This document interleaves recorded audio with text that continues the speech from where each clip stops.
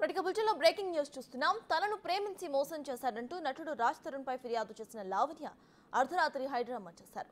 ఆత్మహత్య చేసుకుంటున్నానంటూ తన అడ్వకేట్ కు మెసేజ్ చేశారు. తాను వెళ్లిపోతున్నానంటూ అందులో రాసుకొచ్చారు. దాంతో అడ్వకేట్ డైల్ 112 ద్వారా నార్సింగి పోలీసులకు ఫిర్యాదు చేశారు. ఈ క్రమంలో పోలీసులు అర్ధరాత్రి లావణ్య ఇంటికి వెళ్లి ఆమెకు కౌన్సిలింగ్ ఇచ్చారు. ఈ క్రమంలో తానేంటో తెలిసిన వారే తనను తప్పుబట్టారని లావణ్య పోలీసుల వద్ద వాపోయారు. రాజ్ లేని లైఫ్ లో తాను లీడ్ చేయలేనని, బతకలేనని అన్నారు.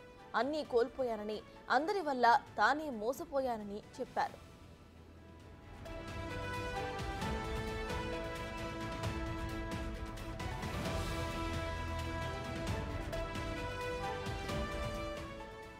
రాజ్ తరుణ్, లావణ్య, మాల్వి మ్యాటర్లో ఇంకా హై డ్రామా కొనసాగుతూనే ఉంది.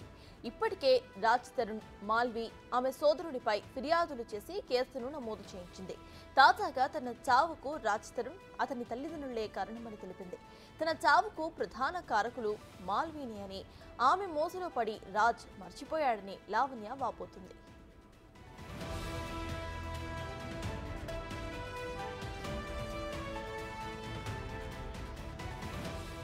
ఇదే విషయంపై పూర్తి డీటెయిల్స్ మా ప్రతినిధి రాణా అందిస్తారు. రాణా, చెప్పండి, నిన్న లావణ్య సూసైడ్ కాల్స్ చేసినట్టుగా తెలుస్తోంది. ప్రెసెంట్ అప్డేట్ ఏంటి?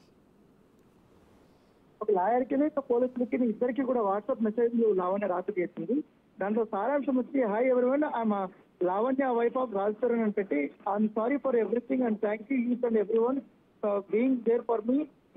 నేనేంటో తెలిసిన పీపుల్ నన్ను తప్పుగా అర్థం చేస్తున్నారు, కానీ తెలియని వాళ్ళు నన్ను మాత్రం బాగా అర్థం చేస్తున్నారంటూ కూడా ఆమె చెప్పింది. దాంతోపాటు నేను వెళ్ళిపోతున్నాను, I'm done with this life and done with this world అంటూ కూడా ఆమె మెసేజ్ చేసేటప్పుడు పరిస్థితి. ఇంత ఉటాన అలర్ట్ అయినటువంటి పోలీసులు లావణ్య ఫ్లాట్ కి వెళ్ళి చూశారు. అప్పుడు ఆమె ఉన్నటువంటి కండిషన్ చూసి వెంటనే హాస్పిటల్ కి తీసుకునేటువంటి నేపథ్యం ఏదైతే పరిస్థితి అయితే కనపడుతుంది. ముఖ్యంగా ఆమె కొన్ని కామెంట్ కూడా చేసింది. ఎందుకంటే గాసిప్స్ లో నేను విసిగిపోయాను, మైండ్ గేమ్ నాతో ఆడారు బాగా, మస్తాన్ కేసులో నేను కీలు బొమ్మగా అయ్యాను, ప్రతిదీ ఒక పథకం ప్రకారమే నా పైన ఇట్లా కుట్ర జరిగిందంటూ కూడా ఆమె చెప్పడం జరిగింది. దాంతోపాటు మాల్వి మల్హోత్రాను బతిమాలడం కానీ రాజ్ తరుణ్ కోసం ఆమె ఇప్పటి వరకు వినిపిస్తుంది, పైగా నాకు ఆమె ధమ్కీలు ఇస్తుంది అంటూ కూడా ఆమె పెట్టింది. దాంతోపాటు నా చావు కారణం రాజ్ తరుణ్, అతని తల్లిదండ్రులు మాత్రమే రాయడం జరిగింది.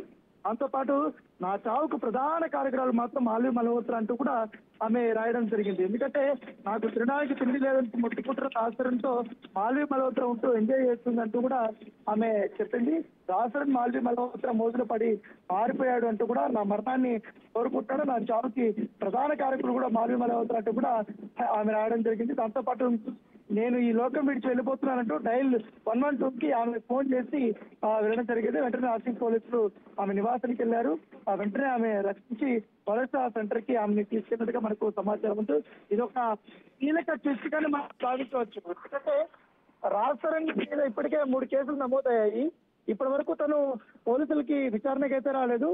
మొత్తం అతను హైకోర్టుకు వెళ్లి ముందస్తు బెయిల్ కోసం ప్రయత్నిస్తున్నట్టుగా మనకు సమాచారం అవుతుంది. దానితో పాటు లావణ్య చేస్తున్నటువంటి బేస్లెస్ ఆర్గ్యుమెంట్స్, బేస్లెస్ ఏదైతే అలిగేషన్స్ మాత్రమే చేస్తున్న ఎటువంటి ఆధారాలు లేవంటూ కూడా తన దగ్గర ఉన్నటువంటి ఆధారాలను బేస్ చేసుకుని అతను కోర్టు ముందుగానే పోలీస్ స్టేషన్ కి కంప్లైంట్ ఇచ్చి తర్వాత కోర్టుకు వెళ్లే ఆలోచనలో ఉన్నట్టుగా తెలిసింది. కాకపోతే ఇప్పటికే ఆమె కంప్లైంట్ ఇచ్చి దాదాపు 5 రోజులు కాకపోతుంది.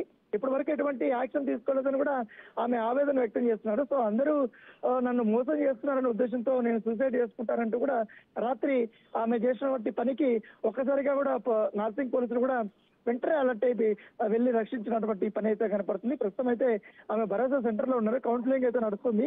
సో కౌన్సిలింగ్ అయిపోయిన తర్వాత ఆమె తన ఇంటి వద్ద దింపే అవకాశం ఉంది. లాయర్ కూడా మరి కాసేపట్లో ఆమెను కలుసుకోవడానికి వస్తున్నట్టుగా మనకు సమాచారం వస్తుంది.